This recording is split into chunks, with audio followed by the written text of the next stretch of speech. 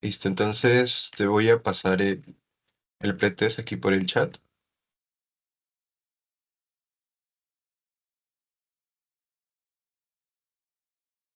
Entonces te voy a pasar aquí el pretest por el chat para que puedas resolverlo. Y ya nos vemos dentro de 3 5 minutos. ¿Ya te parece? Para que puedas resolver el pretest. Sí, sí, está bien. Ya, me avisas cuando termines, por favor.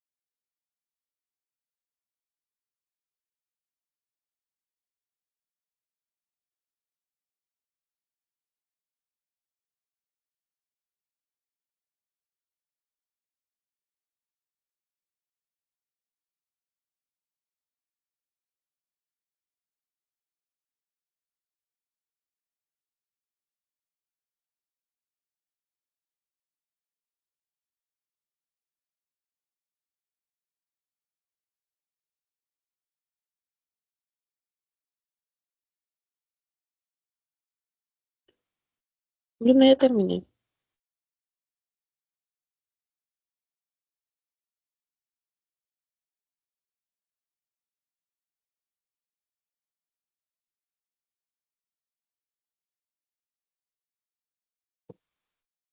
Listo, entonces, bueno, vamos a comenzar con la primera sesión, que en este caso vendría a ser COVID.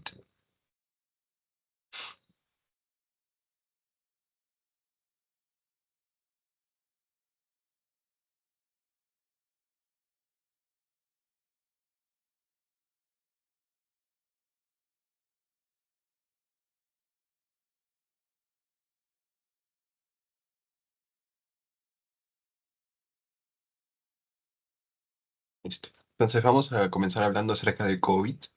En este caso, pues recordemos que el COVID ha sido bastante prevalente, ¿no? Sobre todo durante la pandemia que nosotros lo hemos vivido.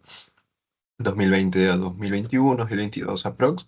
Y ahora, si bien ya no hay muchos casos de COVID o la gente ya le ha dejado de lado cierta importancia, porque ya no se ha visto, bueno, ya no se ven muchos casos, sí es importante tocar el tema.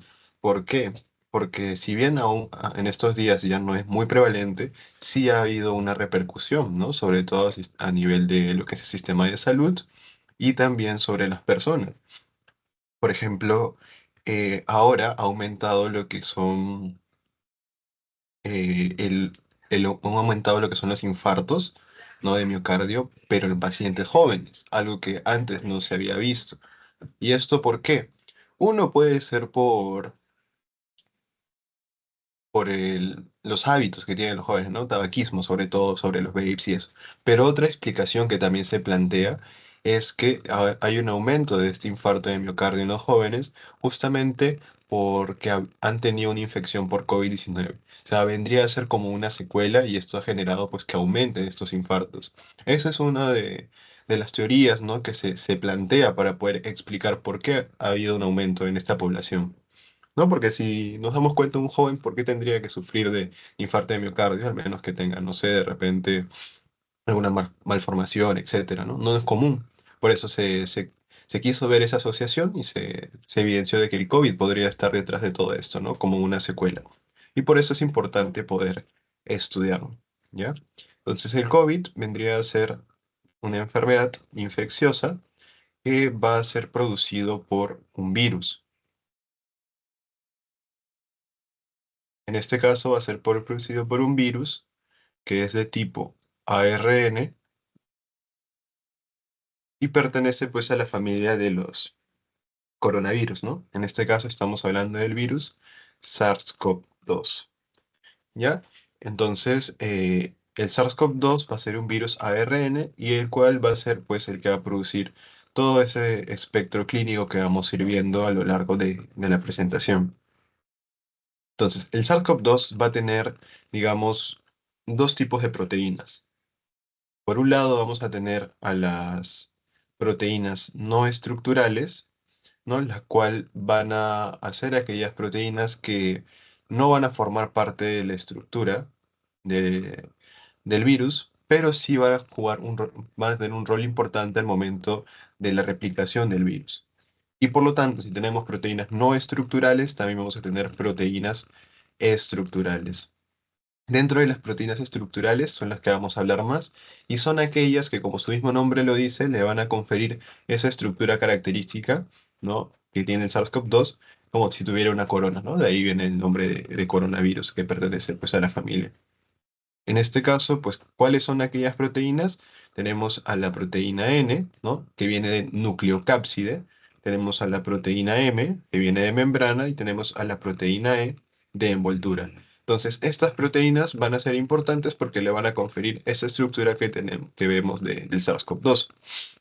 Otra proteína que es bastante importante y que es, digamos, una de las más estudiadas es la proteína S.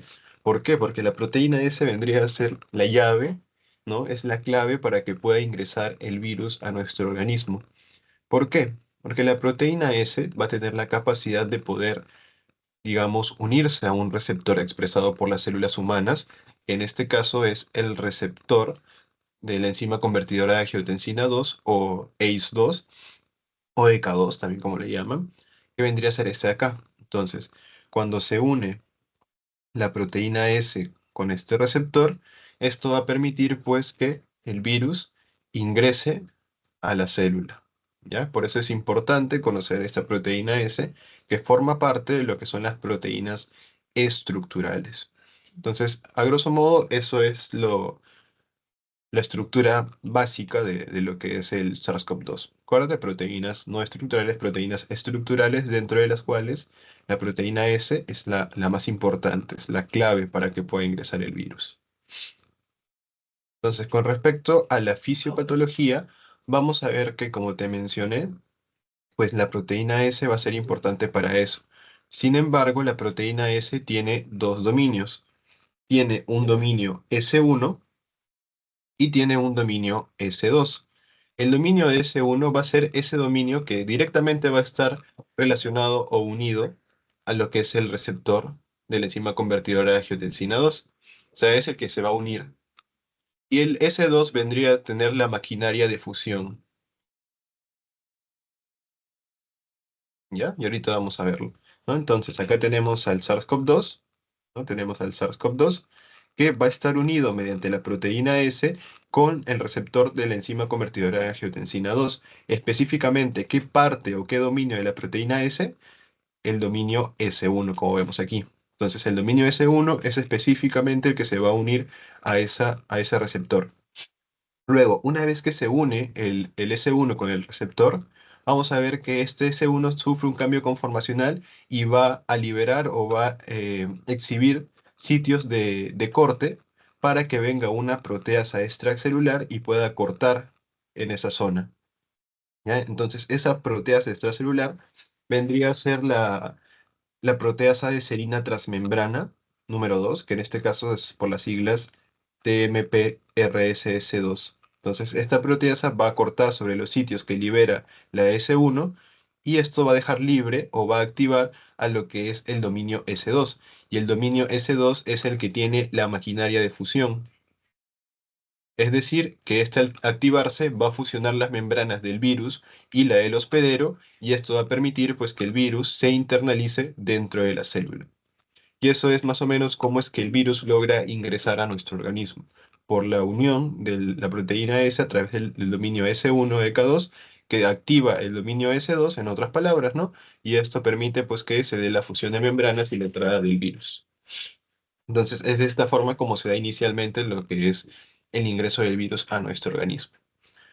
Ahora, por otro lado, vamos a ver que em, el SARS-CoV-2 puede infectar o puede invadir todas aquellas células que van a expresar este receptor de la enzima convertidora de angiotensina 2, ¿no? Sobre todo, vamos a ver que las vías respiratorias, ¿no? La nasofaringe, puede, pueden expresar este receptor, también el miocardio, etcétera, etcétera. Pero específicamente donde va a ser mayor importancia es a nivel de lo que son las vías respiratorias. Por eso es que cuando hay, digamos, una infección inicial a nivel de lo que es la nasofaringe, no suele producir tanta sintomatología, ¿no? No hay una respuesta tan vigorosa, por eso suele pasar como asintomático. Pero cuando ya va extendiéndose o la infección va invadiendo otras estructuras de las vías respiratorias, digamos, más inferiores, como por ejemplo bronquios, bronquiolos, ahí ya comienza a haber una mayor respuesta inflamatoria y mayor expresión de síntomas. Ya cuando comienza a infectar lo que es el alveolo, que es lo que vamos a ver, es ahí ya cuando se produce toda la sintomatología característica de COVID-19, ¿no? Y toda esa insuficiencia respiratoria, ¿no? Etcétera, etcétera.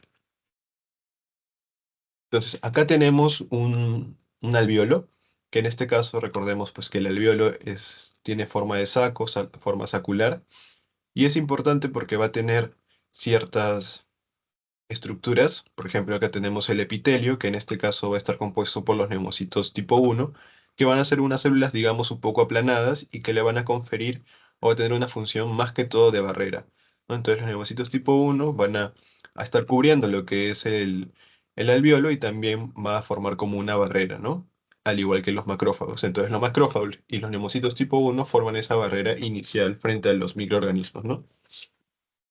También tenemos a los neumocitos tipo 2. Los neumocipos tipo 2 van a ser importantes también porque producen lo que es el surfactante pulmonar, ¿no? Vemos que la tensión superficial, que vendría a ser las moléculas de agua adheridas a la superficie del alveolo, tienden a contraerse. Y cuando hay una contracción excesiva, esto puede generar que el alveolo se colapse. Entonces, para eso está el surfactante pulmonar o agente tensioactivo, que va a evitar o va a disminuir la tensión superficial para evitar que el alveolo se colapse. ¿Ya? Entonces, en condiciones fisiológicas, eso es lo que deberíamos encontrar. Neumocitos tipo 2 produciendo surfactante pulmonar, neumocitos tipo 1 recubriendo, macrófagos alveolares detectando los microorganismos que ingresen. Y esto va a permitir pues, que el alveolo cumpla su función principal, ¿no? Que es el intercambio gaseoso. En este caso, pues, el oxígeno debería pasar, ¿no? al capilar sanguíneo y el CO2 debería pasar al alveolo para así ser eliminado. Entonces, en condiciones fisiológicas se debería dar con regularidad lo que es el intercambio gaseoso. Pero ¿qué pasa cuando ya llega lo que es el SARS-CoV-2 y comienza a infectar lo que es el alveolo? ¿No? Inicialmente vamos a ver que puede afectar lo que son los neumocitos tipo 2, por lo tanto van a dejar de producir lo que es el surfactante pulmonar o van a disminuir su producción. Y también como está siendo infectado, estos van a comenzar a liberar ciertas citoquinas proinflamatorias, sobre todo interferón, ¿no? Y este interferón va a activar ¿a quién? Va a activar a los macrófagos alveolares. Y estos macrófagos alveolares también van a liberar citoquinas, ¿no? Como vemos aquí. Estas citoquinas pues van a reclutar a lo que son los neutrófilos y esto va a generar pues que se dé un proceso inflamatorio a nivel local. Entonces, vamos a ver que adicionalmente hay una característica de lo que, del SARS-CoV-2 que puede producir que todas las células infectadas por el virus pueden producir lo que es una apoptosis o una muerte celular, pero se denomina como piroptosis, ¿ya? Entonces la piroptosis consiste en que va a haber una muerte celular, pero va a haber una liberación masiva de citoquinas proinflamatorias. ¿Ya? Por lo tanto, vamos a ver que esa liberación va a comenzar a dañar a los que son los neumocitos tipo 1, y como habíamos mencionado, estos neumocitos tipo 1 están bien unidos y van a formar una barrera. Como se comienzan a dañar, ya comienza a haber una disrupción en las uniones, y esto puede generar que comience a invadir lo que es líquido, se forme exudado, ¿no? De fibrina, de detritus, de las mismas células que están muriendo, y esto va a producir un exudado. Es decir, que va a aumentar el grosor de la membrana y esto va a afectar el intercambio gaseoso. Por lo tanto, la persona no va a estar tranquila, sino que va a tener dificultad respiratoria porque no puede intercambiar el oxígeno. Y adicionalmente, como no puede intercambiar bien, puede producir lo que es una hipoxia, una hipoxemia, ¿no? Entonces, eso es la característica del SARS-CoV-2 que va a producir, ¿no? Toda esa afectación respiratoria. ¿Hasta ahí alguna pregunta? No, hasta ahorita no. Listo. Continuamos entonces. Ahora, con respecto a la clínica, vamos a ver que a lo largo de la pandemia pues varió bastante de acuerdo a la variante, ¿no? que teníamos en ese entonces, ¿no? ¿Te acuerdas que en algunos momentos mencionaban, si no puede oler o no puede reconocer los olores, es decir, anosmia, automáticamente lo relacionaban con COVID, ¿no? Otros también decían, no tiene gusto, no puede reconocer los sabores, ageusia, también de frente lo relacionaban con COVID, ¿no? Eso depende de la variante, como te comento. Pero en general, pues estas son la clínica principal que va a tener un paciente con COVID, ¿no? Tos, malestar general, fiebre, presión nasal, etcétera, etcétera. Lo principal o lo que más estaba relacionado era la fiebre, la disnea, y dependiendo pues de la variante, podría ser anosmia, ageusia, pero principalmente fiebre y disnea. Y una desaturación ya se podía sospechar de COVID-19. En otras palabras, vamos a ver que el COVID-19 vendría a comportarse como una neumonía, pero no una neumonía típica, sino una neumonía atípica. Por eso el COVID-19 es considerado como una neumonía típica, porque si nos damos cuenta, tiene características dentro de las clínicas similares, ¿no? Ahora, con respecto a la clasificación, esta vamos a dividirla en si es caso sintomático, leve, moderado, grave, caso crítico, etcétera. En el caso asintomático es un paciente que tiene positivo su prueba, ya sea de antígeno o PCR, pero no tiene síntomas, sin síntomas. Por lo tanto, es un paciente asintomático, ¿ya? O sea, da positivo, pero no tiene síntomas. Un caso leve va a ser un paciente que va a ser positivo, pero va a ser sintomático. O sea, acá sí tiene síntomas. Sintomático. No obstante, su saturación va a ser mayor o igual a 95%. Ya esa es la diferencia. Cada sintomático no tiene síntomas, pero en el caso leve tiene síntomas, pero aún está saturando bien, ¿no? Por eso es un caso leve. Caso moderado igual, es positivo, es sintomático, pero digamos que ya comienza a haber síntomas o signos un poco más que te indican un caso que ya no es leve, como por ejemplo una frecuencia respiratoria aumentada, mayor o igual a 22, ¿no? O puede ser ya una disnea a medianos esfuerzos o una saturación de oxígeno menor a 94. Entonces, este es ya un paciente que está en un caso moderado. Es sintomático, tiene frecuencia respiratoria más de 22 y su saturación de oxígeno es menor a 94. Caso grave igual, es positivo, y aquí ya tiene signos de neumonía,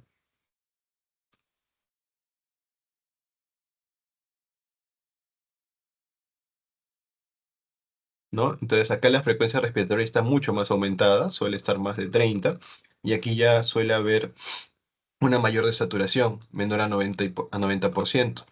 Es decir, que acá ya está, digamos, hipoxémico. Y hay una dificultad respiratoria, una disnea mucho más marcada. Y caso crítico es un paciente que ya está yéndose hacia el shock, ¿no? Principalmente shock séptico. Y en este caso, pues esto ya puede llevar a que se comprometa mucho más a nivel sistémico, ¿no? Entonces, caso asintomático va a ser un paciente que es positivo, pero no va a tener síntomas. Caso leve es un paciente sintomático, pero su saturación va a estar normal, ¿no? Por eso es un caso leve. Caso moderado es un paciente sintomático donde la frecuencia respiratoria va a estar aumentada, puede haber una disnea a medianos esfuerzos, pero su saturación va a estar menor a 94. Caso grave, signos de neumonía, frecuencia respiratoria mucho más aumentada, dificultad respiratoria mucho más marcada y saturación de oxígeno menos de 90.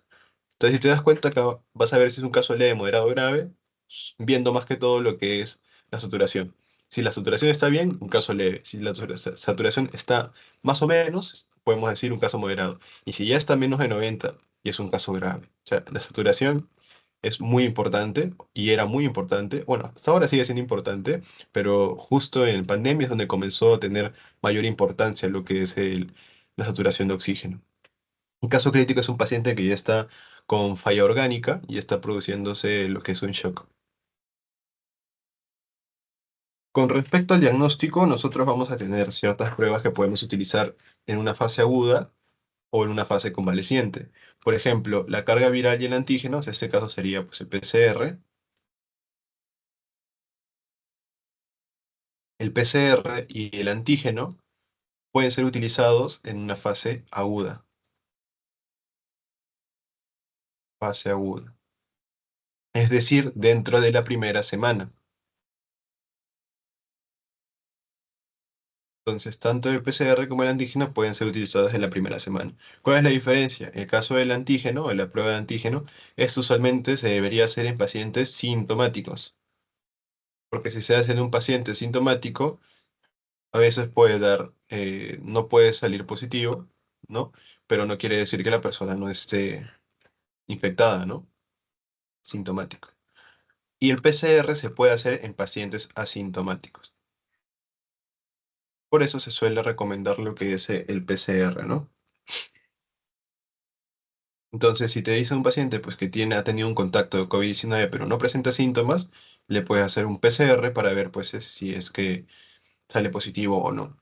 Y si es sintomático, ya ahí le puedes hacer una prueba de antígeno.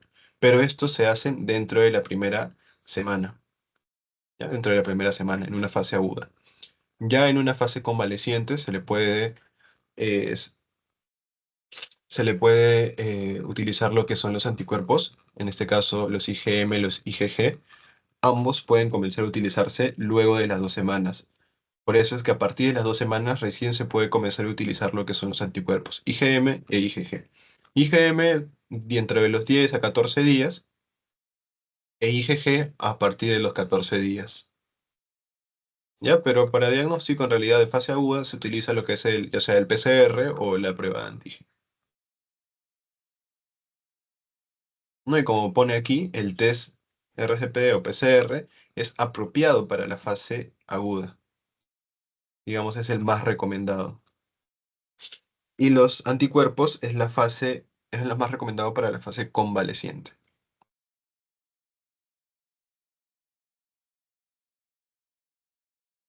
Y bueno, entonces también podemos utilizar lo que son las imágenes, sobre todo se puede utilizar lo que es la tomografía, donde vamos a ver opacidades, ¿no?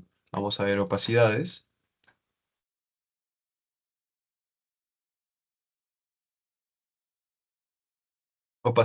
redondeadas, bilaterales,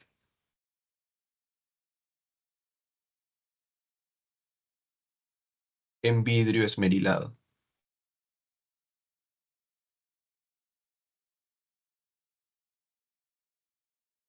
Entonces, eso también es algo característico del COVID, más no patognomónico. O sea, que encuentres opacidades bilaterales en vidrio esmerilado no quiere decir que automáticamente sea COVID-19, sino que es un hallazgo frecuente en los pacientes con esta infección.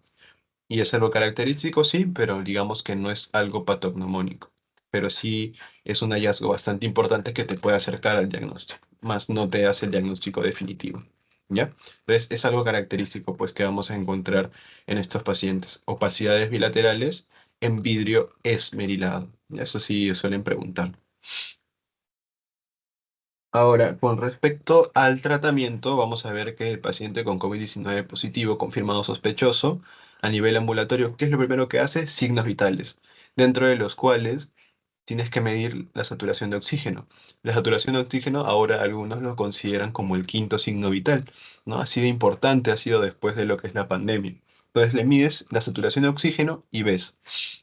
Si es mayor al 95%, en este caso, solo sería un monitoreo telefónico y vigilancia estrecha. Esto es en el caso de pandemia específicamente, ¿no? Y hasta ahora también se puede realizar en cierta manera.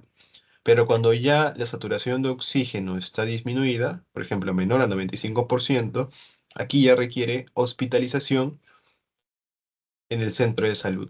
Pero como en pandemia había una sobresaturación de los hospitales, en este caso se podía evaluar para poder llevarlo a una unidad de COVID, ¿no? Como era en la Villa Panamericanas.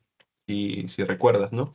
Ahí llevaban también a las personas que estaban con COVID, pero eran unas personas no críticas, no una persona con un COVID grave, sino con un COVID leve, hasta moderado incluso. Por ejemplo, ¿cuándo considerar para llevarlo a una unidad de dengue en la Vía Panamericana? Cuando su saturación estaba baja, sí, pero entre 91 y 94. O sea, no es tanto una saturación o no está como que una hipoxemia. Y tampoco que tenga signos de gravedad y un score de Cole de 4 a 6, que ahorita vamos a ver. Pero si el paciente ya tiene 90 de saturación, entonces ahí sí tienes que hospitalizar. Si tiene disnea muy marcada, tienes que hospitalizar. ¿Ya? Entonces, esto es más que todo un algoritmo para poder ver qué hacer con un paciente con COVID-19, ¿no? Y este es el score de Cole. En este caso, básicamente lo que te permite, pues el score de Cole es priorizar la hospitalización en los diferentes pacientes. Para esto vas a tomar en cuenta, uno, lo que es la comorbilidad, dos, la edad, tres, los linfocitos y cuatro, el LDH, ¿ya? Entonces, en resumen, pues, lo más importante, cuando está en 4 a 6, esto es no alto riesgo, por lo tanto, puede ser ambulatorio, o en todo caso puede ser que tengas que llevarlo a una unidad específica de COVID, como era en pandemia, no la vía panamericana. Pero como no es alto riesgo, usualmente se le suele dar ambulatorio. Y cuando ya es de 7 a 10, ahí sí tienes que hospitalizar, ¿no? Entonces, este score es más que todo para eso, para ver si a quién priorizas la hospitalización. Finalmente, pues el tratamiento, si vemos que es un paciente que no tiene saturación, que es un paciente que tiene disnea, pero una disnea leve, que tiene una frecuencia respiratoria tal vez un poquito aumentada, que ves que no tiene tanta afectación sistémica o no está tan mal de estado general, ahí le puedes dar un tratamiento ambulatorio. ¿Ya? El tratamiento ambulatorio ¿En qué consiste? Es sintomático. Como estamos hablando de algo viral, el tratamiento es sintomático. En este caso, si tiene fiebre, le das un antipirético. Si tiene dolor, le das analgésico, ¿no? Entonces, el tratamiento es sintomático y también es importante, pues, la hidratación. Y si tienes un paciente que está desaturando, tiene, por ejemplo, 90 de saturación, 89, que tiene una disnea marcada, que tiene una frecuencia respiratoria aumentada, ahí ya tienes que hospitalizar. Y ahí en la hospitalización le vas a dar principalmente lo que es oxígeno, ¿no? Porque vamos a ver que esa saturación es porque probablemente tenga una hipoxia, una insuficiencia respiratoria de repente, le vas a dar oxígeno. También le vas a dar hidratación, le vas a dar analgesia, todo lo que respecta a un paciente hospitalizado. También se ha hablado de los corticoides. Los corticoides en un paciente ambulatorio no debería dárselo, ¿ya? Porque no hay algún beneficio. O los antibióticos igual. En la pandemia que daban en el ambulatorio, daban corticoides, daban antibióticos, pero en realidad no se ha visto de que en verdad tenga un beneficio como tal. Entonces, en ambulatorio no se debería dar eso. En hospitalario sí, se podría dar antibióticos, más que todo, no como tratamiento, sino como profilaxis.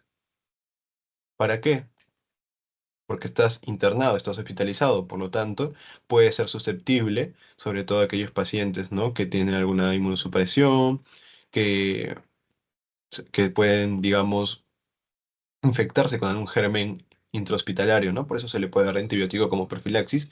Y aquí también en el hospitalizado sí se le puede dar corticoides, ¿ya? Porque habíamos mencionado dentro de la fisiopatología que se formaba lo que era el aumento de las citoquinas proinflamatorias, lo característico que encontramos en COVID, pues, ¿no? La tormenta de citoquinas. Entonces se puede utilizar corticoides para disminuir lo que es la inflamación, ¿ya? Pero eso es en el caso de un paciente que esté hospitalizado. Entonces, principalmente esa es la diferencia, ¿no? Entre un paciente ambulatorio y hospitalizado. Lo principal, pues, oxígeno, sí o sí. ¿Hasta ahí alguna duda? Está claro. Ya. Entonces, ahora vamos a pasar a hablar acerca de dengue.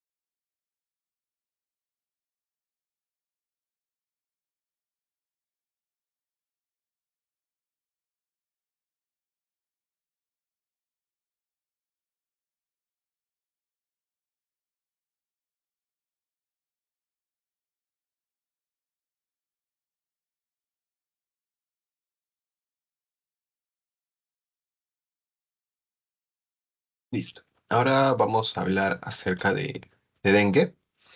En este caso, pues este sí es un poco más prevalente actualmente. Igual creo que ha bajado un poco, pero a inicios de año y el año pasado sí estaba bastante prevalente, ¿no? Todo lo que se hablaba era dengue, dengue, dengue.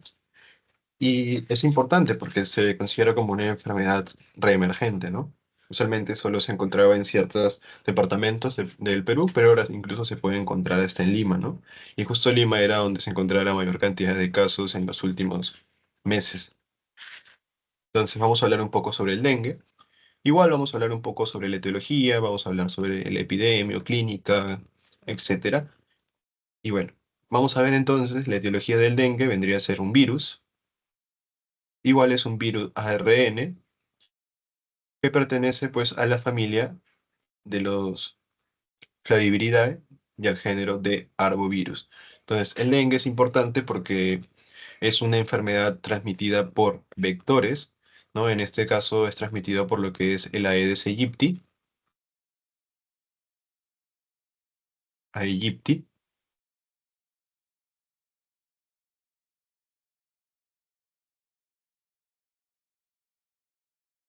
que vendría a ser un mosquito, ¿no? Un artrópodo, que va a transmitir pues a través de la picadura el virus del dengue. Esta Aedes aegypti usualmente va a ser la hembra la que va a transmitir lo que es el virus. ¿Ya? Entonces, dengue es un virus ARN, arbovirus, familia Flaviviridae, transmitido por Aedes aegypti. ¿Ya? Inicialmente, pues eso es lo importante de conocer. Ahora, el dengue, parecido a lo que es el SARS-CoV-2, también va a tener proteínas estructurales y proteínas no estructurales. Ya va a tener en total unas 10 proteínas, de las cuales 3 van a ser estructurales y 7 van a ser no estructurales.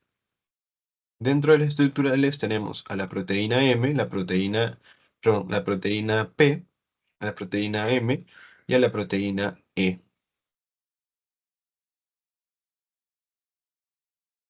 La proteína C, perdón.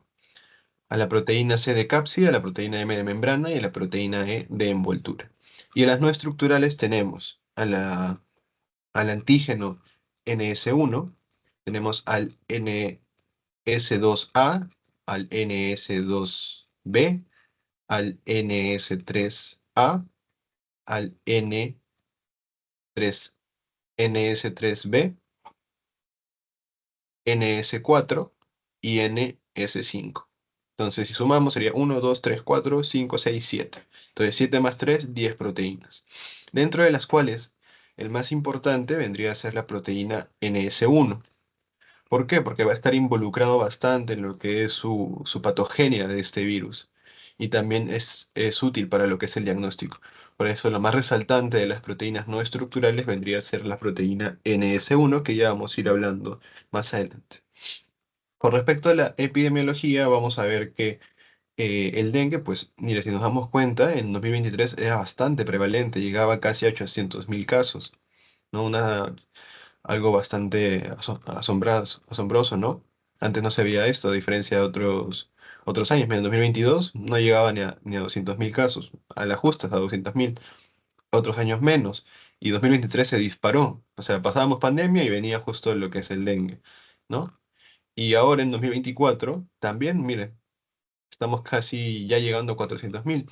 Y esto incluso es hasta la semana epidemiológica número 8 o 10, si mal no recuerdo. O sea, esta imagen es de esa semana epidemiológica, ahora debe estar mucho más aumentado de repente. Entonces, si nos damos cuenta, en 2024 casi bastantes, casi 300.000 casos, ¿no? Un poquito más. Dentro de los cuales vamos a ver que lo más común pues es el dengue sin signos de alarma, no es lo más frecuente, y el dengue grave es menos frecuente, pero también está presente, ¿no? 341 casos. Entonces, eso es más que todo para ver, pues, que, ¿no? Un poco sobre la epidemiología del dengue.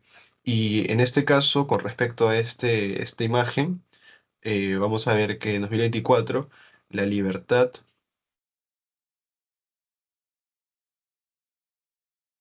Lima e Ica, bueno, Ica y Piura, fueron los departamentos donde se encontraba la mayor cantidad de casos. Entonces, Libertad, Lima, Ica y Piura. Sobre todo Lima e Ica eran donde estaba la mayor cantidad de casos. Bueno, hasta esta semana epidemiológica. Con respecto al mecanismo de transmisión, ya habíamos mencionado que es a través de la picadura del mosquito de la Aedes aegypti, el cual va a picar una persona con dengue y se va a infectar. Entonces, este mosquito infectado va a transmitir el virus al picar a una persona y por lo tanto la persona va a enfermarse con dengue.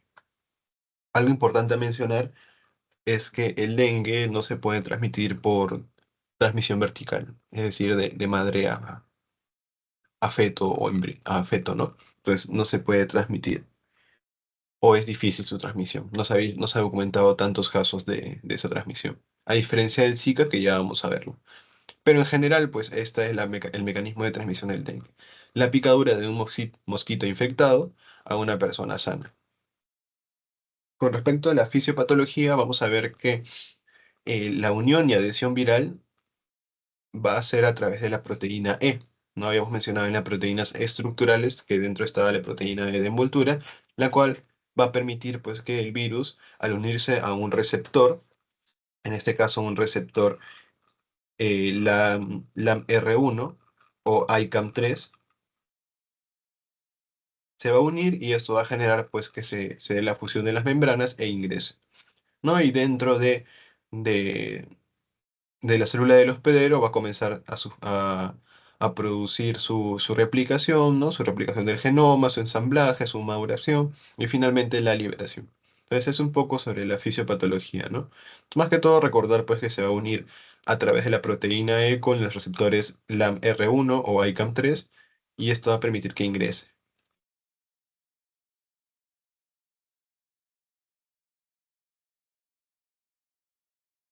Con respecto a la clínica, vamos a ver que el periodo de incubación del dengue va a ser alrededor de 3 a 14 días.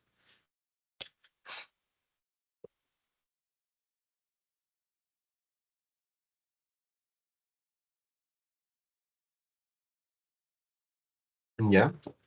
Entonces, el periodo de incubación del dengue va a ser alrededor de 3 a 14 días.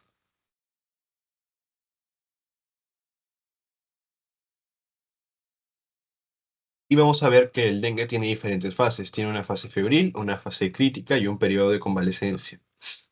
La fase febril suele durar entre 3 y 7 días.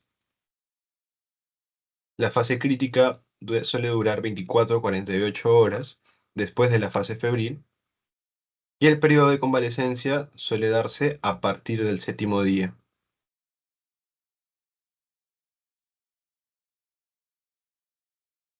Entonces, la fase crítica, digamos, es esa fase, como su mismo nombre dice, crítica. Ese te va a decir si un paciente con dengue ya comienza a mejorar o si ya comienza a desarrollar signos de alarma. O sea, todos van a comenzar con la fase febril. Luego, ya en la fase crítica, o el paciente se va hacia a un desarrollo de dengue grave o con signos de alarma, o se va a un periodo de convalecencia donde su sistema inmune es suficiente y puede, ¿no?, mejorar por sí mismo o con, digamos, con ayuda sintomática, hidratación, analgesia, etcétera. Por eso es que tenemos la clasificación, ¿no? Tenemos dengue con signos de alarma, dengue sin signos de alarma y dengue grave. Por ejemplo, el dengue sin signos de alarma es aquel paciente que más que todo tiene fiebre,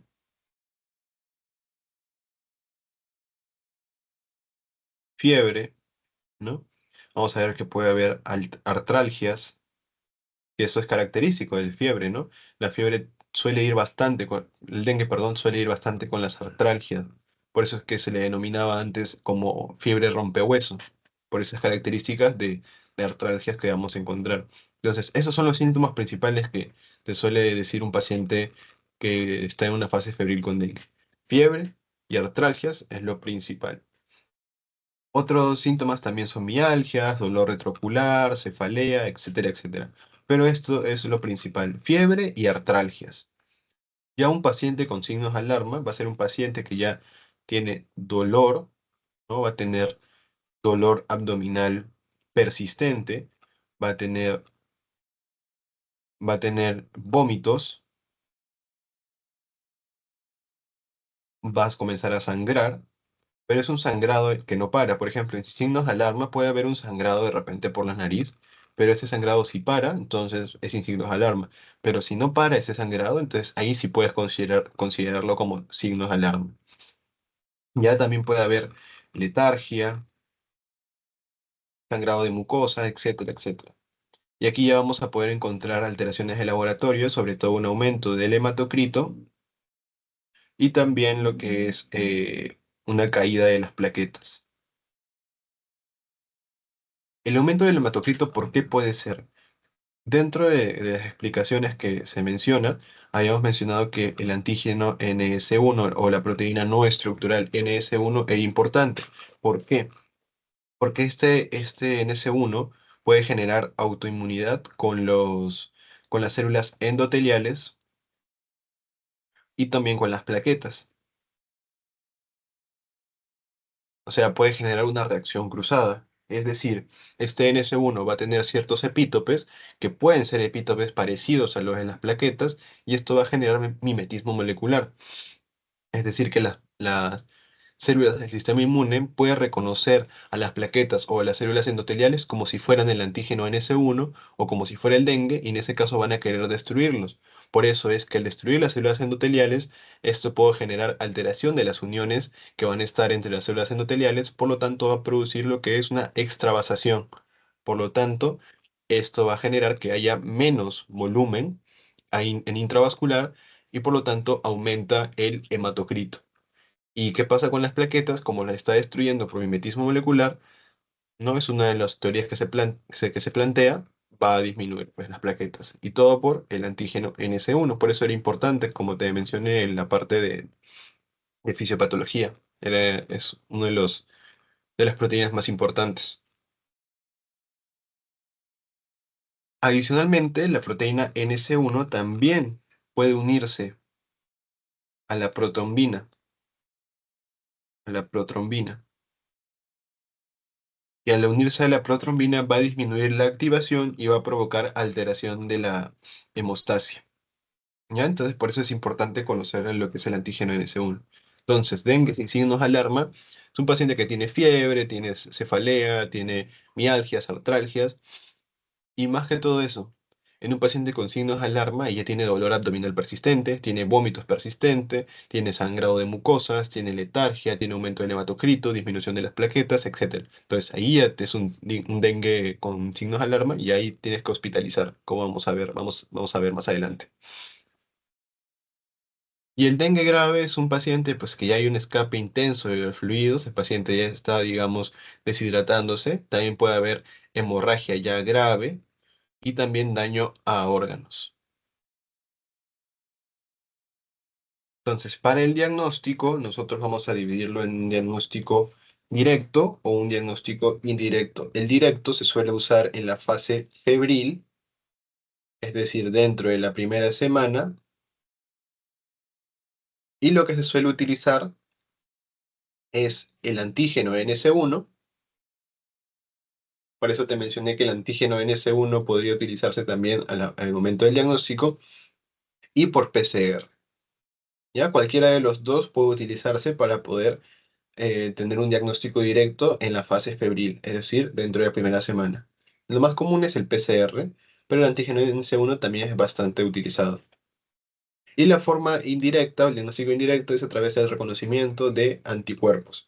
En este caso, a través de inmunoglobulina IgM o inmunoglobulina IgG. ¿Y cuándo se va a dar? En la fase afebril,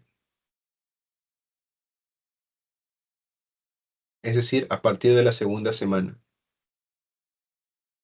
Ya parecido a lo de COVID, ¿no? El COVID también en la fase aguda se utilizaba PCR y en la fase indirecta anticuerpos, ¿no? Que es muy parecido, solo que aquí también agregamos lo que es el antígeno NS1. Ahora, con respecto al algoritmo de atención, vamos a ver primero. ¿Cumple el paciente con la definición de caso sospechoso de dengue? No. Entonces, si es no, tienes que realizar un diagnóstico diferencial con las otras causas que podrían generar la sintomatología. Por ejemplo, COVID, Zika, influenza, sarampión, chikungunya, rubiola, etcétera, etcétera, etcétera, etcétera. No, básicamente una amplia gama de otros microorganismos.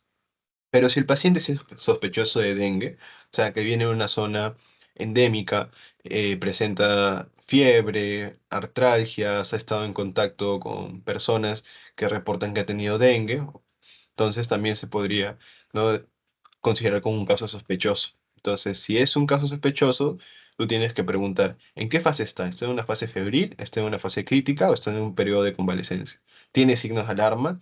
¿Tiene un estudio, o cuál es su estado hemodinámico? ¿Cuál es su estado de hidratación? ¿Está en shock? ¿Tiene enfermedad o condición asociada de riesgo? ¿Requiere hospitalización? Y para esto tú vas a clasificar el dengue de signos de alarma. Es un tratamiento en el hogar, o sea, ambulatorio, y ese es el manejo del primer nivel de atención. Acá más que todo es hidratación, ¿no? Hidratación vía oral, y más que todo hidratación y de repente a lo mucho paracetamol, ya porque está contraindicado en el caso de dengue utilizar lo que son los AINES o la aspirina. Y en el grupo B1 Acá podría darse una remisión a la unidad de dengue si es que el hospital o el centro de salud cuenta con una unidad de dengue, ¿no? Para la observación más que todo. Pero si no lo cuenta o no cuenta la institución con esto, se puede dar ambulatorio al paciente, ¿no? Hidratación bioral y paracetamol de repente si es que tiene fiebre. En el caso de un dengue con signos de alarma, es decir, un paciente que presenta vómitos, presenta dolor abdominal, presenta letargia, presenta sangrado, ahí ya se le va a considerar como un dengue con signos de alarma. En este caso se debe dar una remisión ya a un hospital o una unidad de dengue para poder hospitalizarlo. Y aquí también va a ser hidratación, pero una hidratación endovenosa. Y finalmente tenemos el dengue grave, que el paciente ya está yéndose hacia el shock y por lo tanto requiere una unidad mucho más especializada, es decir, una unidad de shock trauma o una UCI, ¿no?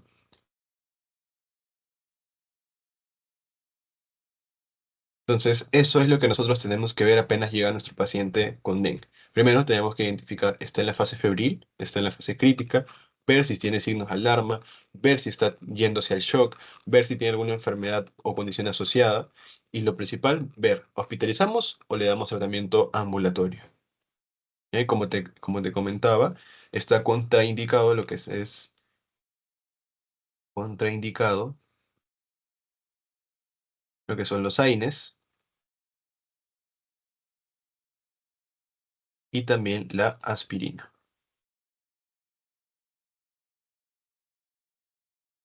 Y finalmente tenemos la prevención, ¿no?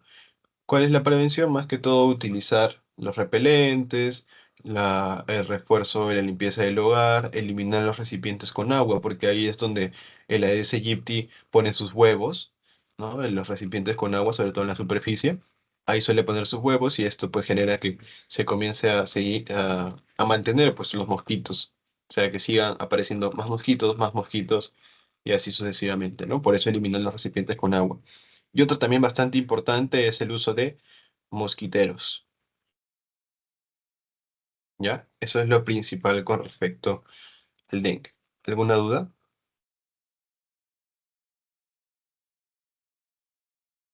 No. Es lo mismo por lo que está contraindicado que no se le puede dar ibuprofeno, ¿no? Ajá, se está contraindicado los AINES, ibuprofeno, naproxeno, diclofenaco, etcétera, ¿no? Porque como el paciente está, digamos, tiende a haber una alteración de la hemostasia, los AINES o las aspirinas puede empeorar esta hemorragia, no puede producir más hemorragia, por eso está contraindicado.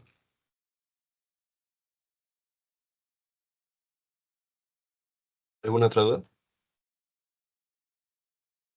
No, eso no. Listo. Entonces vamos a pasar ahora a Zika, ¿ya? Zika es bastante parecido. Ahorita vamos a verlo. Listo. Vamos a hablar ahora acerca de Zika. Igual vamos a hablar sobre su etiología. En este caso también es un virus. No es un virus ARN igual.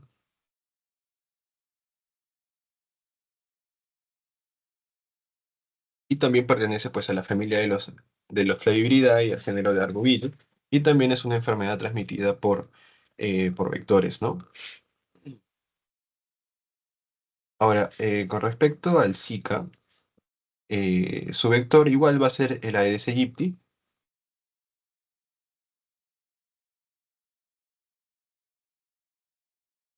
¿no? Entonces, el dengue te transmite tanto, el Aedes aegypti te transmite tanto dengue como Zika. Con respecto a su epidemiología, hemos visto que esto creo que es hasta la semana epidemiológica número 10. En este caso no se ha presentado casos hasta el 2024, igual ahorita estamos por la semana epidemiológica número 40 y tantos, creo, 30 y tantos, y seguramente debe haber uno que otro caso, ¿no? Por ejemplo, hasta en 2023 hubo, hasta la semana epidemiológica número 50, había alrededor de 3 4 casos, ¿no? O sea, solo hasta esta semana. Considerando el total, debe haber un promedio de 20 casos, 30 casos aproximadamente. Ya no creo que más. Entonces el Zika en realidad pues no está tan presente. Sin embargo, no quiere decir que no exista, porque sí se evidencian casos, ¿no? Y por eso es importante también estudiarlo, porque es diagnóstico diferencial de lo que es el dengue.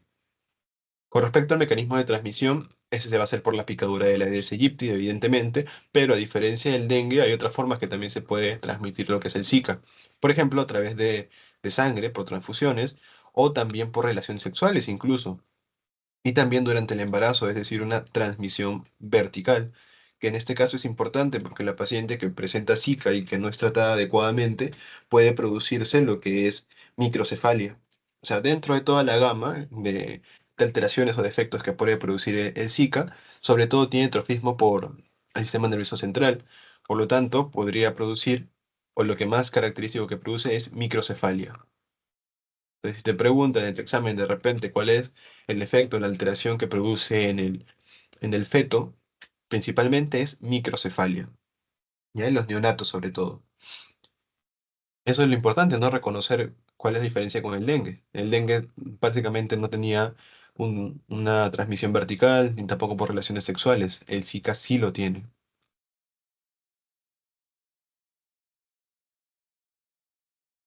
Con respecto a la fisiopatología es parecido, también la unión o la internalización del virus va a ser también por la proteína E, la proteína estructural E. Igual va a permitir que se una a través de la unión del receptor, va a ingresar, va a fusionar sus membranas y se va a interiorizar el virus. Se va a dar la traducción, la replicación, el ensamblaje, la maduración y la liberación. O sea, la fisiopatología en realidad es muy parecido a lo que es el dengue. ¿Por qué? Porque ambos son arbovirus, pertenecen a la familia de lo que es credibilidad, y por eso es que tienen una fisiopatología bastante parecida. Ahora, la clínica, esta es una de las partes bastante importantes porque nos va a permitir diferenciar en cierto modo si es que presenta Zika o dengue, ¿no? Usualmente suelen pasar desapercibidas porque son bastante parecidas la clínica inicialmente. Igual en general todas las infecciones son parecidas inicialmente, casi todas cursan con fiebre, artralgia, malestar general, etcétera. Pero ya es cuando se va desarrollando donde ya se puede ver más que todo una diferencia entre las diferentes entidades, ¿no? En este caso, pues en la clínica vamos a ver que el periodo de incubación también va a ser algo corto, va a ser aproximadamente de 3 a 12 días, en un promedio de 4 días. Y las características que vamos a encontrar es fiebre, también artralgias, mialgia, o sea, parecido a lo que es dengue, cefalea, erupción cutánea y dolor abdominal. Pero algo característico que vamos a encontrar en el dengue es que yo la veo como una triada, aunque no es una triada como tal, pero para que lo puedas recordar, hay algo característico, o tres síntomas o signos característicos que tenemos en el Zika, ¿ya? Por ejemplo, en el Zika vamos a encontrar, por un lado, exantema, es decir, una erupción cutánea, ¿no? Ese es uno. Dos, podemos encontrar lo que es hiperemia conjuntival,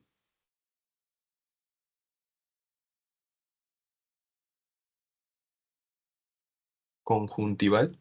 Y tres, podemos encontrar edema de articulaciones. Sobre todo edema de pequeñas articulaciones, como por ejemplo manos o pies, ¿ya? Entonces, eso es, digamos, algo característico a diferencia del dengue, que solo era artralgias y fiebre. En Zika podemos encontrar erupción cutánea. Bueno, el dengue también, pero más que todo en el Zika podemos encontrar más exantema. Y también podemos ver hiperemia conjuntival, ¿no? O sea, como si fuera conjuntivitis, pero esta característica es que no va a ser no purulento, ¿ya? Y también vamos a poder encontrar edema en articulaciones, sobre todo manos y pies. Entonces, ese es un poco cómo podemos diferenciar, hablando de clínica, con respecto al Zika y al dengue. Entonces, exantema, hiperemia conjuntival y edema de articulaciones.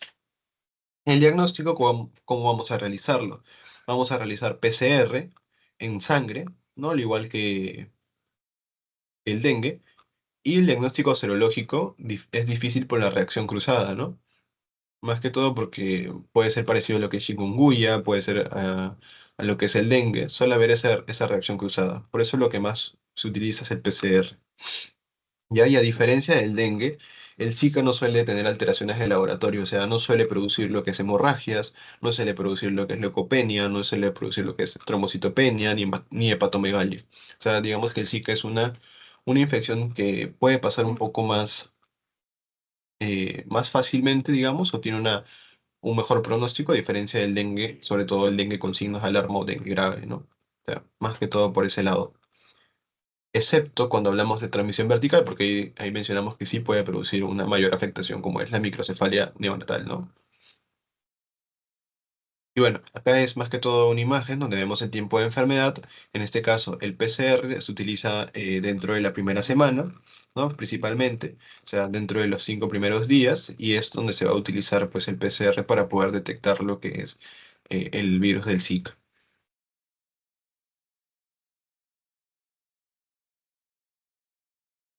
Entonces, en la muestra de dengue, ¿no? Obtenía unos 5 días de síntomas, se utiliza lo que es el PCR. Inicialmente se utiliza el PCR para ver dengue. O sea, si tú tienes un paciente con fiebre, artralgias, mialgias, que tiene no, viene una zona endémica de dengue, o lo primero que piensas es dengue. O sea, no piensas primero en Zika, primero piensas en dengue. Por eso es que primero le haces un PCR para dengue.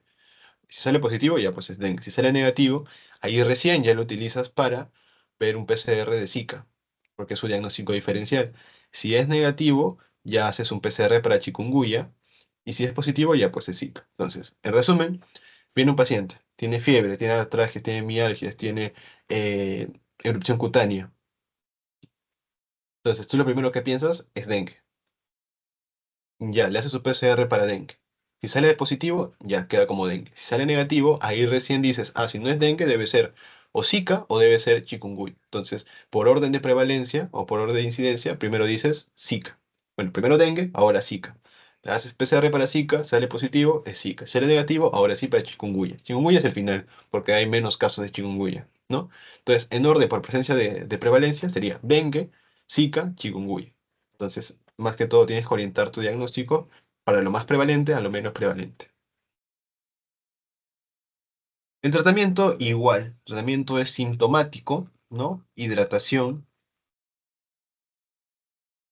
Usualmente estos pacientes no requieren hospitalización, ¿no? Más que todo un tratamiento ambulatorio. Hidratación y paracetamol. Paracetamol. A pesar de que en Zika no hay hemorragia, o no suele haber hemorragia, acá también no se le debe dar lo que es AINES ni aspirina. ¿Por qué? Porque inicialmente, antes que tú tengas tu PCR, tú tienes que darle tratamiento. Entonces, si tú estás sospechando de que primero puede ser dengue, entonces no le das AINES, tampoco le das aspirina, pensando que es dengue, ¿ya? Entonces, principalmente esto de aquí. Entonces, si nos damos cuenta, pues Zika y dengue es muy parecido. La diferencia radica más que todo en que el Zika primero se puede transmitir por sangre, se puede transmitir por relaciones sexuales y por el embarazo. Y también que el Zika no suele ir con hemorragia, no suele ir con trombocitopenia, a diferencia del dengue que sí suele ser un poco más grave. Y el tratamiento es muy parecido, es sintomático, y la prevención igual, ¿no? Utilizar repelentes de insectos, limpiar los contenedores de agua, utilizar mosquiteros, ¿no? Y utilizar tal vez ropa larga, ¿no? Para evitar pues las picaduras. Y eso es con respecto al dengue. ¿Alguna pregunta? Perdón, al Zika, ¿alguna pregunta? Está todo claro. Y ya para terminar, vamos a hablar sobre lo que es malaria.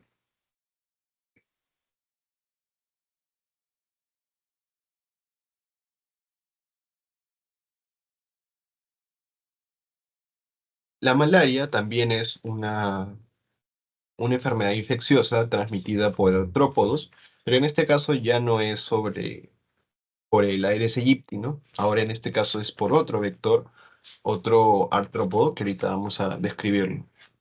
Entonces, con respecto a la etiología, ya tampoco es producida por un virus, sino que ahora es producido por un protozoo intracelular, es decir, por un parásito, ¿ya? Entonces, esta, esta enfermedad infecciosa es producida por un protozoo intracelular que vendría a ser el Plasmodium.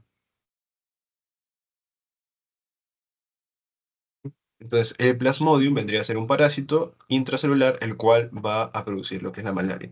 Este Plasmodium va a tener diferentes especies, tiene alrededor de 100 especies. dentro de las cuales cuatro son las principales que van a producir, digamos, su alteración sobre el ser humano, ¿no? Por ejemplo, tenemos al Plasmodium falciparum, tenemos al Plasmodium vivax, al Plasmodium palariae y al oval. ¿Cuál de estos cuatro tiene mayor cantidad de casos a nivel de Perú? Falciparum y vivax. ¿Ya? También hay malariae, pero la mayor cantidad de casos son falciparum y vivax, dentro de las cuales el falciparum suele ser los casos más graves, pero el vivax es el que tiene mayor cantidad de casos. Ya, y ahorita vamos a verlo. En este caso, con respecto a la epidemiología, vemos los números de casos de malaria, ¿no? Vemos que en 2024 la mayor cantidad de casos estuvo dada por el Vivax, el Plasmodium vivax, alrededor del 80,41%, mientras que el Falciparum también hubo presencia de casos, alrededor de 915, que corresponde al 19,44%, y el malaria también, pero miren, solo 7 casos. Entonces, si nos damos cuenta, si nos damos cuenta, el Vivax y el Falciparum son los que producen la mayor cantidad de casos, mientras que el malaria también está presente, pero en menor medida. Y esto creo que es hasta la semana epidemiológica número 10, ¿no? Entonces debe haber un aumento de estos casos, más que todo.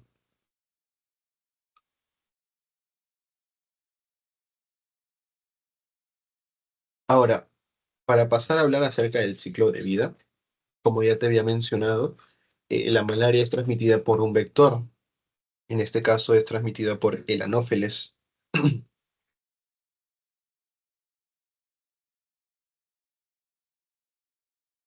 Ya es transmitida por el anófeles.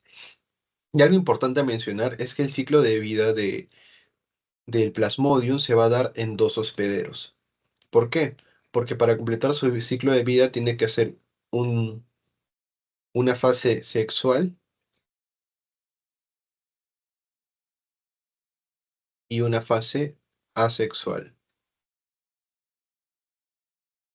La fase sexual la va a hacer en el mosquito, en el anófeles, y la fase asexual lo va a hacer en el hospedero, que vendría a ser el ser humano, ¿no? La fase sexual también es llamada como fase esporogónica, perdón, esquizogónica, y la fase asexual, no sé, la fase sexual vendría a ser llamada también como fase esporogónica y la fase asexual también es llamada como fase esquizogónica. Entonces, este plasmodium tiene que pasar por ambas fases para poder completar todo su ciclo de vida, ¿no? Por ejemplo, en este caso tenemos al anófeles. El anófeles va a transmitir lo que es el parásito a través de la picadura. En este caso, dentro de las glándulas salivales del anófeles, vamos a encontrar al esporozoito, que vendría a ser la forma infectante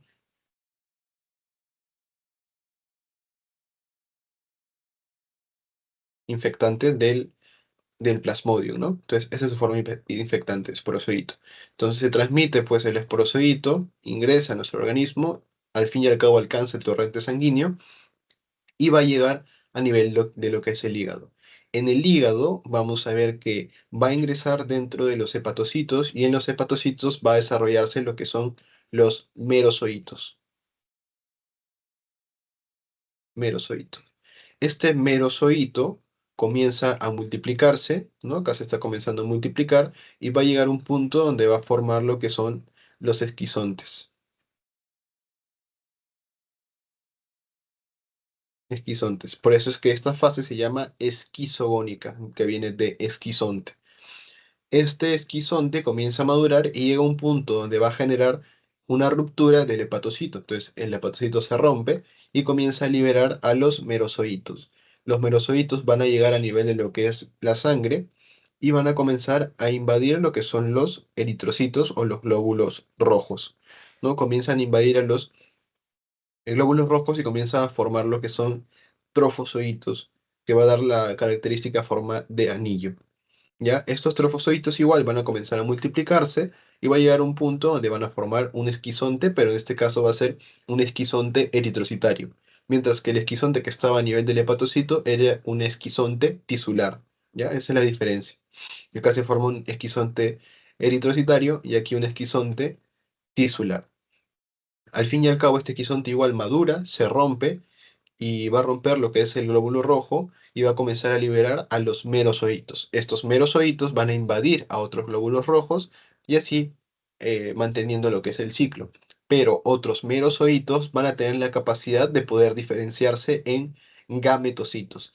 Gametocitos masculinos, que se denominan como microgametocito, y gametocito femenino, que también se denomina como macrogametocito. Entonces, viene en lo que es el mosquito, el anófeles, va a picar a un humano que está infectado y va a, digamos, a absorber lo que son o alimentarse de los gametocitos. Entonces los gametocitos van a pasar a su estómago del mosquito y en su estómago van a formar van a fecundarse, van a formar lo que es el cigoto, luego el oquineto. El oquineto va a comenzar a penetrar lo que es la mucosa gástrica y se va a convertir en ooquiste. Este ooquiste va a madurar y finalmente va a dar a lo que son los esporozoitos. Y el esporozoito pasa a la glándula salival del anófeles y así esta no se les pica a otra persona y de esta manera se da todo lo que es, se vuelve a repetir el ciclo, ¿no? Entonces, esta es una forma en la cual se desarrolla lo que es el ciclo de vida del plasmodium. ¿Alguna duda con esta parte? Mm. Lo único que cambia es el esporozoito, ¿no? Dijiste que también había tisular, que era en la parte hepática, y el otro que era eritrocítico. Ajá, el esquizonte. Esa parte un poquito podrías repetir. Hay Sí, no hay problema. Entonces, la forma infectante es el esporozoito. El esporozoito ingresa, ¿no?, a nuestro organismo, pasa por el torrente sanguíneo y llega al hígado. En el hígado va a penetrar los hepatocitos y en el hepatocito va a convertirse en merozoito.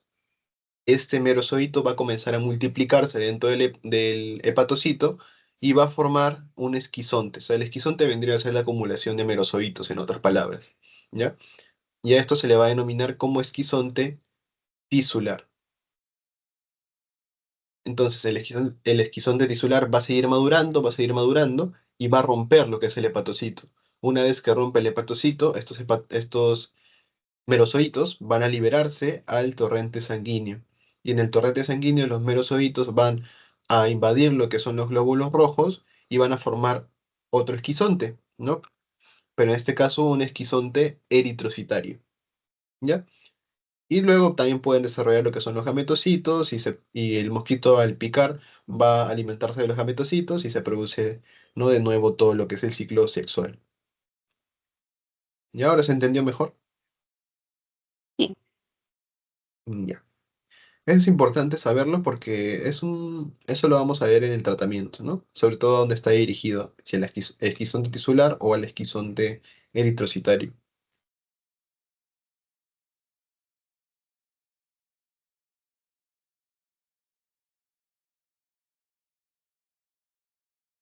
Ahora, con respecto a la clínica, vamos a ver que el periodo de incubación del Plasmodium es de 10 a 14 días, ¿no? 10 a 14 días, y esto corresponde al ciclo preeritrocítico, es decir, cuando está en el hígado. Por eso es que aquí vamos a ver cefaleas, mialgias, anorexia y vómito. Pero acá no vemos fiebre todavía, aquí no hay fiebre. ¿Cuándo hay fiebre? Cuando ya comienza el ataque agudo, después del periodo de incubación. ¿Por qué? Aquí hay una fiebre intensa, igual, escalofríos también intensos, porque en la fiebre se debe cuando ya los merozoitos están en la sangre. Ya cuando los merozoitos ya se encuentran en sangre, ahí ya se comienza a producir lo que es la fiebre. ¿Ya? Por eso en el periodo de incubación, cuando está en el hígado todavía, ahí no se produce. Con respecto al ataque agudo, también puede ser vamos a encontrar fiebre más que todo, o sea, pero es una fiebre, digamos, intermitente. ¿Ya? Es una fiebre, quiere decir que puede producirse cada 24 horas, cada 48, cada 72, dependiendo de la especie. O sea, no es que la fiebre esté todos los días, sino que es una fiebre intermitente. Puede ser que un día sí, puede ser que un día no. Y a eso se le conoce como paroxismo, paroxismos. O sea, si en tu examen, por ejemplo, en tu caso clínico te ponen paciente, presenta fiebre cada 48 horas o cada 72 horas, ya tú anda pensando en lo que es malaria. O si no te dicen eso, te dicen paciente que presenta paroxismos. Entonces ahí ya puedes ir pensando también en malaria, ¿no? Pero sobre todo te van a decir tiene fiebre cada 72 horas, cada 48 horas. Y eso depende de la especie. Por ejemplo, vamos a ver que el Plasmodium vivax suele producir fiebre cada 48 horas, ya lo que se denomina como una terciaria, terciana benigna. ¿Por qué? Porque el vivax no suele ir no suele ir con casos tan graves, ¿no? En cambio, el falciparum, a este sí va a producir lo que es una terciana, pero una terciana maligna. ¿Por qué? Porque el falciparum sí suele ir con, digamos, casos más graves, mayores signos un poco más complicados. Y tenemos al malariae, el Plasmodium malariae, que este se le suele denominar como cuartana. ¿Por qué? Porque este suele ir con cada 72 horas fiebre. O sea, Vivax y Falciparum suele ir cada 48 horas, en algunos casos 24, mientras que Malariae cada 72 horas. Y bueno, estos son los primeros síntomas, no cefalea, debilidad, fatiga, artralgias, mialgias, ¿no? Algo inespecífico, ¿no? Porque artralgias también tiene dengue, también tiene Zika, también podemos encontrarlo en COVID en algunos casos, también cefalea, etcétera. O sea, inicialmente los primeros síntomas son inespecíficos. Acá también suele haber malestar abdominal, ¿no? Sobre todo porque vamos a ver que hay una afectación de lo que es el hígado, ¿no? Porque los eritrocitos, perdón, por los hepatocitos que están siendo invadidos por los merosocitos. Luego también podemos ver ya cuando comienza los 30 minutos, luego de la infección, o en este caso el desarrollo de los primeros síntomas, ya se puede producir escalofríos, frío intenso, que es progresivo, ¿no? Pero ya a las 6 a 8 horas es donde se produce la fiebre. Es una fiebre que mencionamos que es intermitente. Ya hay una sudoración más profusa y luego ya la fiebre incluso puede bajar, o sea, puede estar como bien aumentada o puede bajar un poco. Pero esta fiebre baja y al cabo de unas horas suele aumentar de nuevo. Por eso es que mencionamos, ¿no? Que es una fiebre que aumenta, luego puede estar un día sin fiebre y luego comienza a aumentar de nuevo. O sea, cada 48 horas va a presentarse lo que es la fiebre y eso lo denominamos como paroxismo. Y finalmente hay algunos casos que puede producir malaria grave, sobre todo el falciparum, que cuando no hay medicamentos o los medicamentos son inefectivos o el tratamiento se demora mucho, especialmente con el falciparum, ¿no? Como te mencionaba, esto puede generar que la carga de los parásitos aumente y por lo tanto ya se produce una malaria complicada, que puede cursar con acidosis metabólica, con una anemia severa, porque puede afectar lo que son los eritrocitos, como vimos, también hipoglicemia, falla renal, edema agudo de pulmón, etcétera. Entonces, ese es en un caso de un paciente con malaria grave. Pero como vimos en la epidemiología, solo una pequeña cantidad presenta esto, ¿no? 20%. Aún así, no está tan bajo. Y en la mayoría de casos vamos a encontrar, pues, por Vivax. Pero igual es importante conocer esto, ¿no? Con respecto al diagnóstico, vamos a ver qué es un diagnóstico por la clínica, más un diagnóstico epidemiológico, viendo si el paciente viene de una zona endémica, y también por laboratorio. También vamos a dividirlo en directo e indirecto. En el directo vamos a ver que puede ser por PCR o por la gota gruesa, o sea, un frotis. ¿Y cuál de estos dos es el que más se utiliza? La gota gruesa. Este es el gold estándar.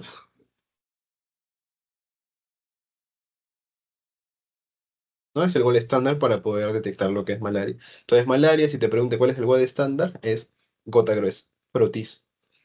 Y lo indirecto, podemos utilizar pruebas colirométricas,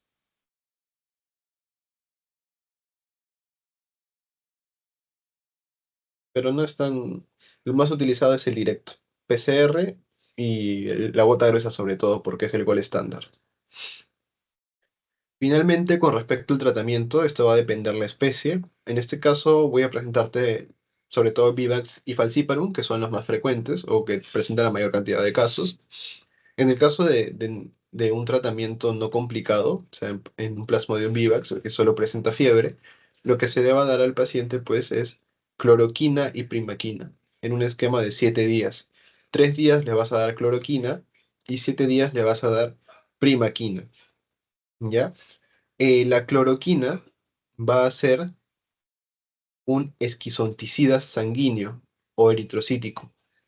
O sea, la cloroquina va a destruir lo que son los esquizontes eritrocíticos, o sea, en sangre. Mientras que la primaquina es el único fármaco que te va a destruir los esquizontes, pero los esquizontes tisulares, o sea, los que están en el hígado, ¿ya? Y esa es la diferencia principalmente. ¿Por qué? Porque la cloroquina te destruye los esquizontes sanguíneos, mientras que la primaquina los esquizontes tisulares, y la primaquina es el único. ¿Por qué? Porque la mefloquina también te va a destruir los esquizontes sanguíneos, ¿no? En sangre. Ya esa es la diferencia.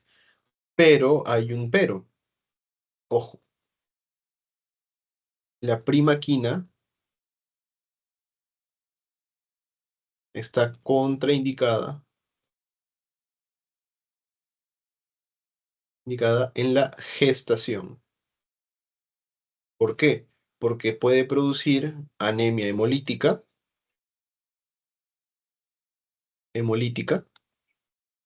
y también leucopenia, ¿ya? Entonces, en la gestante, si te preguntan, eso suelen preguntar en el examen bastante de lo que es la primaquina, está contraindicada en la gestante porque produce anemia hemolítica y también leucopenia. ¿Ya? Entonces, es en un caso de tratamiento para VIVAX. Estos son los medicamentos, son las dosis. Esto es para en un adulto, porque vamos a ver que en el paciente pediátrico suele cambiar las dosis más que todo, y eso seguramente ya lo verás en lo que es pediatría, ¿no? Pero en tu caso de infecto, tienes que ver más que todo en adulto. Entonces, cloroquina 3 días y primaquina 7 días. Y para falciparum se da artesunato, se da mefloquina y se da primaquina.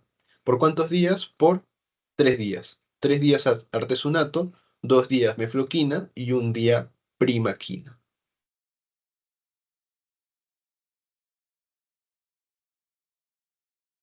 ¿Alguna duda hasta ahí? No, quedó todo claro. Listo. Entonces, más que todo eso es lo que te quería mostrar, ¿no? Son más que todo puntos claves para que puedas tener, digamos, los puntos claves, ¿no? O sea, lo más importante de cada tema a resaltar, ¿no? En el caso de dengue, más que todo el tiempo de incubación suele preguntar bastante, suelen preguntar también el diagnóstico, suelen preguntar los fármacos que están contraindicados, ya sabes, AINES y también aspirina.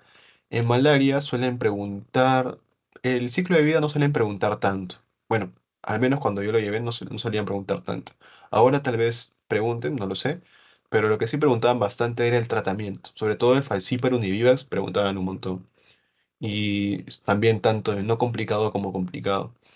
En el caso de malaria no preguntaban tanto y también preguntaban lo que es la terciana, ¿no? ¿Cuál era terciana benigna, cuál era maligna, cuál era coartana, etcétera? En COVID también suele preguntar lo que es en las imágenes, ¿no? Los hallazgos que ya vimos son opacidades bilaterales redondeadas en vidrio esmerilado. También suele preguntar lo que es el diagnóstico, cuándo utilizar lo que es el PCR, el antígeno, los anticuerpos y más que todo eso. Sí, más que todo eso. Acuérdate también que en Zika, a diferencia del dengue, puede transmitirse por relaciones sexuales, por transfusión y también por transmisión vertical. No puede producir microcefalia en el neonato. Eso también suelen preguntar. ¿Ya? Entonces, si tienes alguna duda, puedes escribir nomás por el grupo, ¿ya? Y ahí te puedo ayudar con cualquier duda que tengas. Si no hay más preguntas, ya terminaríamos por hoy. Ya nos estamos viendo la siguiente semana. ¿Ya? Igual a esta hora más o menos, 6:30, 7. También te voy a pasar el post así que tienes que llenarlo, porfa. Te lo voy a pasar por el chat y también por el grupo. ¿Ya? Por el grupo mejor. Eso sería todo y muchas gracias por tu asistencia. Nos estamos viendo la próxima semana. Gracias. Hasta la próxima semana. Hasta la próxima semana. Gracias.